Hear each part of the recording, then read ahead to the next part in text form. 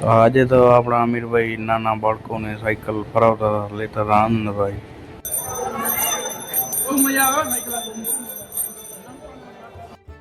અને આપણે લાગી ગયા રવજીભાઈ સાથે દાળ બનાવવામાં ભાઈ.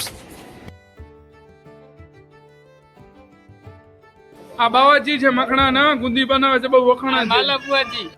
તો ભાઈ રાતના ગયા હતા આપણે કાનાભાઈ ને હોટલે, એટલે મોડો થઈ ગયો ઉઠવામાં. તો સાંજના રેડી થઈને આવી ગયા હતા ગ્રીન સિટી. ત્યાં ભાઈઓ બધા આવી ગયા હતા ને આપણા ભાણીજ પણ આવી ગયા હતા બલા કાકા અને વિરમભાઈ સાથે. પછી સાંજના નીકળી ગયા હતા આપણે સમજવાડીમાં, કારણ કે પબડાડાની અને વાંકોલવાની જાત્રા હતી, એટલે આપણે આવી ગયા હતા સમજવાડીમાં. અને આ છે આપણા રવજીભાઈ, એ દાળના કારીગર છે ભાઈ. અને આપણા ભીખાભાઈ લાગ્યા સામાન બધો સાફ બાફ કરવામાં, કારણ કે ભીખાભાઈ બધો દેખરેખ કરે છે સમજવાડીમાં. અને પછી આપણે ભાઈઓ સાથે લાગી ગયા હતા કામમાં. કેડીભાઈ ને વાંકાભાઈ ને એ બધા ભાઈઓ હતા. એટલી વારમાં આવી ગયા હતા મગનભાઈ, એટલે મગનભાઈને દઈ દીધો ફોન ને આપણે લાગી ગયા હતા પછી રવજીભાઈ સાથે દાળ બનાવવામાં ભાઈ. આ બાવાજી છે મખણા ના ગુંદી બનાવે છે બહુ વખણા છે.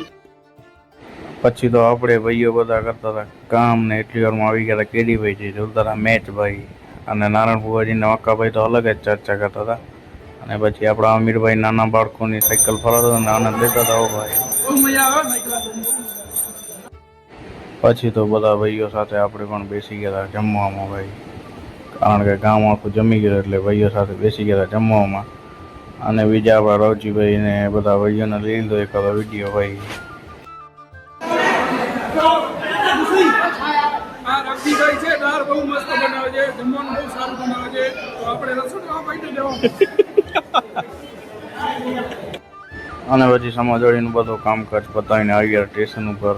અને આવી ગયા હતા આપણા ભીમા કાકા, જે જવાનું છે એમને વાડે. એટલે આપણે નીકળી ગયા હતા ભીમા કાકાને મૂકવા માટે વાડે, ને મૂકી દીધા રોડ ઉપર, કારણ કે વાડો થોડોક અંદર છે. અને આપણે નીકળી ગયા હતા ઘરે. તો લાઈક ફોલો કરી નાખજો. મળશું આવા જ નવા વ્લોગમાં ભાઈ.